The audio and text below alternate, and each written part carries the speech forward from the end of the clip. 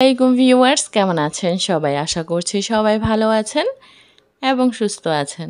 আলহামদুলিল্লাহ, আল্লাহর রহমতে আমরাও সবাই ভালো আছি। ভেতরে এবং দেশের বাহিরে যে যেখানে থেকে আমার ভিডিওটি দেখছেন সবাইকে জানাচ্ছি অনেক অনেক অভিনন্দন এবং শুভেচ্ছা। কার রোজা কীরকম কাটছে সেটা কিন্তু কমেন্ট বক্সে এসে কমেন্ট করে জানাতে পারেন, ভালো লাগবে জানতে পারলে। তো এই তো আজকে হচ্ছে আমি সকাল থেকে আর কোনো ভিডিও করিনি। আজকে হচ্ছে মন ভালো নেই আসলে, হয় না কোনো কারণ ছাড়া হঠাৎ করে মনটা খারাপ হয়ে যায়। তো সকাল থেকে ভালো লাগতেছিল না আর ভিডিও করিনি। তাই তো বিকেলে একদম হচ্ছে যখন ভাজাভাজি করতেছিলাম তো ওই টাইমে হচ্ছে একটু ভিডিও করলাম। এখানে হচ্ছে আমি আজকে যা যা ভাজবো, পেঁয়াজও, তারপরে হচ্ছে বেগুনি, ডিম চপ, আর হচ্ছে আমি মিষ্টি আলু এনেছিল আম্মু, ওই দিন দেখিয়েছিলাম। তো এগুলো কী করে খাবো এখন, তাই হচ্ছে এক টুকরাকে কয়েকটা স্লাইস করে নিলাম, নিয়ে আম্মুকে বলতেছি যে ভেজে দেখি কীরকম লাগে খেতে। তো বেশ ভালো হয়েছিল খেতে, একদম আলুটা মিষ্টি ছিল, তো তাই ভাজার পর আলুটা নরম হয়ে গেছে, খেতে দারুণ লাগছে, মিষ্টি কুমড়া চপের মতো আর কি। মিষ্টি কুমড়ার চপও কিন্তু দারুণ খেতে হয়। যদি মিষ্টি কুমড়াটা মিষ্টি মিষ্টি হয় তাহলে চপটা দারুণ খেতে হয়। মানে স্লাইস করে একটু হালকা লবণ মাখিয়ে রেখে দিবেন বেগুনের মতন, দেন হচ্ছে ভেজে নিলে মিষ্টি কুমড়াটা তো এমনিই গলে যায়, একদম গলে চিজের মতন হয়ে যায়, দারুণ খেতে হয়। একবার ভেজে খেয়ে দেখতে পারেন, যারা খেয়েছেন তারা তো জানেনই, আর যারা খাননি তারা একবার ট্রাই করে দেখবেন, মিষ্টি কুমড়ার চপ ভালো লাগে খেতে। আর এই তো কথা বলতে বলতে আমি হচ্ছে এখানে পেঁয়াজও উল্টে যেগুলো দিয়েছিলাম সেগুলোকে একবার উল্টে দিলাম। এই যে দেখি তো এখানে কে দাঁড়ায় আছে, দেখি তো একটু। তুমি তুমি তুমি কি করে এখানে? তোমার বন্ধু আছে এখানে? কই দেখি, সত্যি তোমার বন্ধু? মানুষ। তো আমার একবার ভাজা হয়ে গেছে পেঁয়াজও, দেন হচ্ছে বাকি যেগুলো আছে সেগুলো ভেজে নেব। আর প্রথমে আমি বসেছিলাম ভাজার জন্য, পরে হচ্ছে আমি কোনো কাজে ঘরে গেলাম আর আম্মুকে বসিয়ে রেখে গেছি যে আম্মু বসে বসে ভাজুক, আমি হচ্ছে অন্য যে কাজ থাকে শরবত বানানো, দেন হচ্ছে সালাদ টালাদ কাটা, টেবিল গোছানো, এগুলো আর কি করবো। আর এই তো দেখেন আহাদের বন্ধু, সে হচ্ছে বারান্দায় দাঁড়িয়ে দাঁড়িয়ে যে ওর সঙ্গে খেলা করে বলতে খেলা তো আর করতে পারে না যেহেতু একসঙ্গে নেই। ও হচ্ছে 4 তলায়, আমরা হচ্ছে 3 তলায়। তো এখানে বারান্দায় আর কি দাঁড়িয়ে দাঁড়িয়ে দুই বন্ধুতে মিলে গল্প করে একজন আরেকজনের সঙ্গে। আসলে এখনকার বাচ্চাদের যেটা হয় আর কি, ওরা এখন ফাঁকা জায়গা পায় না, খেলতে পারে না, ফ্ল্যাটের ভিতর থাকে, তাই হচ্ছে কারোর সঙ্গে কারো কানেকশনও হয় না। নিচে নিয়ে গেলে করে আরেক ঝামেলা, নিচে থেকে আর উপরে মানে উপরে উঠতেই চায় না, সে কান্নাকাটি করে একাকার হয়ে যায়, তাই হচ্ছে ভয়তে নিচেও নিয়ে যেতে পারি না। আর নিচে নিলেও নিচে খেলার মতো তেমন কেউ নেই। আমার গল্প করতে করতে এদিকে হচ্ছে আম্মুর ডিম চপও ভাজা মনে হয় স্টার্ট করে দিয়েছে। বেসনটা কালকে মাখিয়েছিলাম তো বেশি হয়ে গেছে, নর্মালি রেখে দিয়েছিলাম। নর্মালি আপনি বেসন থেকে গেলে ফেলে না দিয়ে আপনি নর্মালি রেখে দিতে পারেন, এতে হচ্ছে বেসনটা নষ্ট হবে না, পরদিন আপনি এভাবে ব্যবহার করতে পারেন। তো এই তো এখন হচ্ছে আম্মু ডিম চপগুলো ভেজে নেবে। আর এত সুন্দর স্মেল বের হচ্ছিল ভাজাভাজির, মনে হচ্ছিল যেন এখনই খেয়ে ফেলি। নর্মালি আমরা যখন রমজান মাস ছাড়া এরকম ভাজাভাজি করি, যে কোনো কিছুই হোক, বেগুনি হোক বা আলু চপ, ছোলা, মুড়ি মাখা, যেটাই হোক, এখন যে টেস্টটা আসবে রমজান মাসে, সেই টেস্টটা কিন্তু আপনি অ্যানাদার অন্য কোনো মাসেই খুঁজে পাবেন না। এটা হচ্ছে আল্লাহর রহমতের মাস, যার ফলে হচ্ছে সব কিছুতে বরকত, তারপরে হচ্ছে টেস্ট, এগুলো মনে হয় বেড়ে যায় কয়েকশো গুণ। তো এবার আমি এখনও পর্যন্ত একদিনও মুড়ি মাখা খাইনি। আসলে খাচ্ছি না, খেতে ইচ্ছে করে না তা না, খেতে তো ইচ্ছে করেই, এরকম লোভনীয় মজাদার খাবার কার খেতে না ভালো লাগে, কিন্তু শরীরটাকেও তো দেখতে হবে, কারণ খেলেই তো হবে না। আর যেহেতু এখন রমজান মাস, এখন যদি আমি ফাস্টিংটা মানে রোজার মানে কষ্ট করে যেহেতু 30টা রোজা রাখবই, দেন হচ্ছে এর পাশাপাশি যদি খাবারটা একটু কন্ট্রোল করতে পারি তাহলে অনেক দ্রুত ওয়েট কমে যাবে। না হলে হচ্ছে অন্য সময় আমরা ফাস্টিং করি ঠিক আছে, কিন্তু দেখা যায় ইচ্ছে হলো না, করলাম না, কিন্তু এটা তো তেমন না, এটা হচ্ছে ফরজ রোজা, এটা আপনাকে রাখতেই হবে টানা 30টা দিন। তাই হচ্ছে এখানে কোনো কারচুপি করার আর কি মানে চোরামি করার কোনো জায়গা নেই যে আজকে রোজাটা রাখলাম বা কালকে রাখলাম না, এরকম কোনো ব্যাপার নেই। তাই হচ্ছে চেষ্টা করতেছি যে ভাজাভাজি, আল্লাহ যদি আমার হায়াত দেয় বেঁচে থাকি তাহলে সামনের বছর না হয় খাবো, এই বছরটা একটু আর কি কষ্ট করলাম। তো এই তো আমাদের ভাজাভাজি শেষ। এদিকে আজকে হচ্ছে বললাম না আমার মন ভালো নেই, তাই হচ্ছে তেমন কোনো আয়োজনও করিনি, শুধু এখানে ওই যে 4 রকমের ভাজা হলো আর হচ্ছে ছোলা ছিল রান্না করে, ওটা গরম করে নিলাম। আর ওখানে আমি ওটস বানানা মিল্কশেক যেটা সেটা করে নিয়েছি, এটা আমার আম্মুর খুব পছন্দের, আমার আম্মু ভীষণ পছন্দ করে।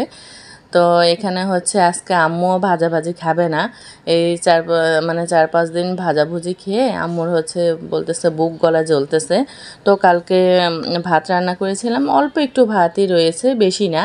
তো আম্মু বলতেছে তাহলে আমি পানি দিয়ে পেঁয়াজু দিয়ে খাই, আমি বললাম খাও। তো আহাদ হচ্ছে এখানে তার নানুর সঙ্গে ভাগ বসিয়েছে, সে হচ্ছে বাটি টেনে নিয়ে যাচ্ছে।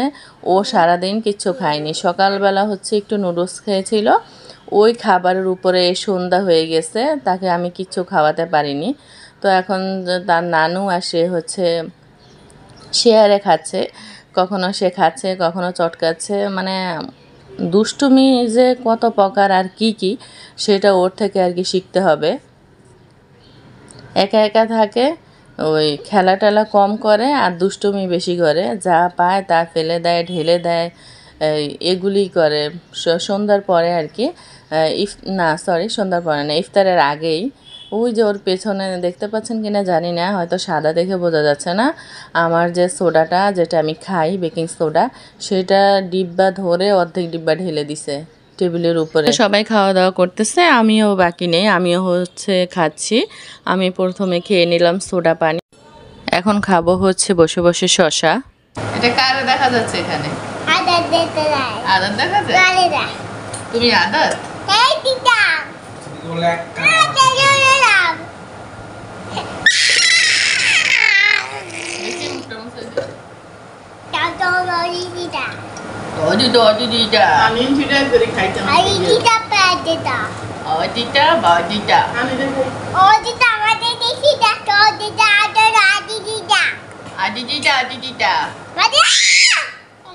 কি বলে?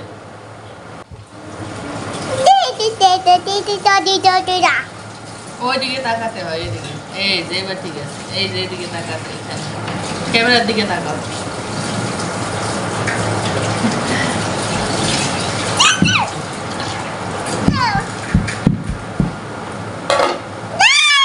তো আজকে হচ্ছে আমি ভাজাভাজি করব নারকেলের তেল দিয়ে, এটা আমার বাসাতেই বানানো, আম্মু বাড়ি থেকে অনেকগুলো নারকেল নিয়ে এসেছিল, তো আমি হচ্ছে সেগুলো দিয়ে খাওয়ার জন্য যে কোকোনাট ভার্জিন অয়েল সেটা বানিয়ে রেখেছি, কোনো ধরনের কোনো হিট ছাড়া, খুব সুন্দর হয়েছে দেখতে পাচ্ছেন, একদম সাদা। এটাকে কোনো তাপমাত্রায় দেইনি, নর্মালি হচ্ছে এই কোকোনাট অয়েলটা বানিয়ে রেখেছি খাওয়ার জন্য। আর এখানে হচ্ছে আমি আদা নিয়ে নিয়েছি, আদা হচ্ছে ওই যে বললাম 1 কেজি আদা এনেছিল, তো ওটাকে হচ্ছে ব্লেন্ড করে রসটা বের করে আমি এরকম বোতলে করে ডিপে রেখে দিয়েছি, খাওয়ার আধা ঘন্টা আগে বের করে রাখলে হচ্ছে গলে যায়। তো আমার যতটুকু লাগে 1 চামচ বা 1.5 চামচ আমি নিয়ে নেই। এই তো খাবার দাবার আমি হচ্ছে রেডি করে নিয়ে এসে আপনাদের সামনে বসলাম ক্যামেরা অন করে।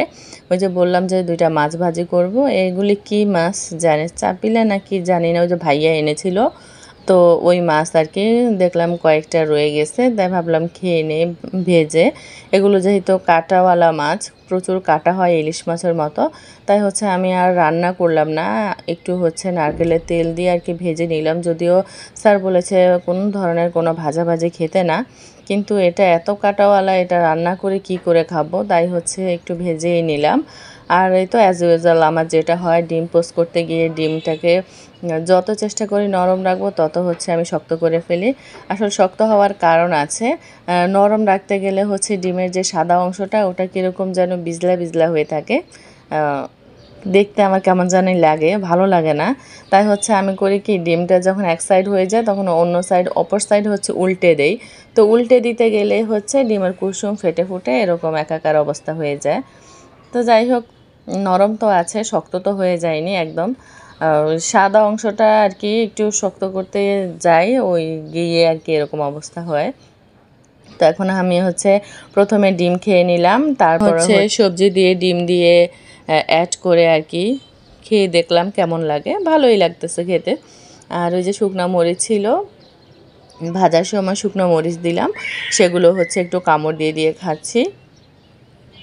আর একটু লেবুর রস হলো চিপড়ে দিলাম, ভালো লাগে লেবুর রসটা খেতে। খাবারটা খেতে হবে অনেকটা সময় নিয়ে, আস্তে আস্তে হচ্ছে ভালো করে চিবিয়ে চিবিয়ে আপনার খাবারটা যেন মুখের ভিতরে 80% আর কি হজম হয়ে যায়, এরকম চিবোতে হবে।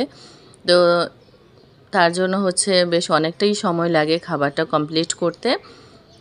তো আমি তো অতটা সময় ধরে আর আপনাদেরকে বসিয়ে রাখতে পারি না, তাই আমি হচ্ছে ভিডিও প্রায় অনেক জায়গা থেকে কেটে কেটে দিয়েছি। তো এখন হচ্ছে মাছটা খেয়ে নিচ্ছি। আমি দেখানোর চেষ্টা করতেছি যে এই মাছে কত কাটা, একদম ইলিশ মাছের মতো, কিন্তু খেতে টেস্টি আছে। আমি শুনেছি যে যে মাছে আর কি কাটা বেশি হয় সেই মাছ নাকি মজাও বেশি হয়। তো এই মাছটাও সেম একই হয়েছে, মানে কাঁটায় ভরা, কিন্তু মাছটা খেতে ভালো, লেবু রস দিয়ে খেতে বেশি ভালো লাগে। আর এই তো আমার কোলে এখন আরেকজন মিনু চলে এসেছে। মিনুটা এখন মিউ মিউ করতেছে, শুনতেই পাচ্ছেন। এটা হচ্ছে আমার ঘরের বড় বিড়াল।